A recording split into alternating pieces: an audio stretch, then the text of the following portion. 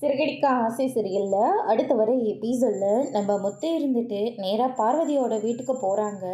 சொல்லுப்பா முத்து அப்படின்ற மாதிரி சொல்லிடுறாங்க. ஆண்டி அப்பா தான் இங்கே வந்தாங்களா அப்படின்னு சொல்லிட்டு கேட்கவும், அதெல்லாம் இங்கே வரலையப்பா, என்னாச்சு, உன் முகமே சரியில்லை, வீட்டில் ஏதாவது பிரச்சனையா அப்படின்னு சொல்லிட்டு கேட்க ஆரம்பிக்கிறாங்க. அதுக்கு அடுத்ததாக மனோஜ் பண்ண எல்லா விஷயத்தையும் சொல்லிடுறாங்க. இதை கேட்டோன்னே பார்வதி ரொம்பவே ஷாக் ஆகுறாங்க. மனோஜை இப்படியெல்லாம் பண்ணால் அப்படின்னு சொல்லிட்டு நம்ம பார்வதிக்கு எல்லா விஷயமும் தெரிய வருது. அதுக்கு அடுத்ததாக கேட்கவே ரொம்ப கஷ்டமாக இருக்குது. இப்போ அண்ணனை வேறு வீட்டில் இல்லைன்னு சொல்லிக்கிட்டு இருக்க கேட்க இன்னும் கஷ்டமாக இருக்குது. என்னால் பணம் இருந்திருந்தால் கண்டிப்பாக நானே பணத்தை கொடுத்துருப்பேன்.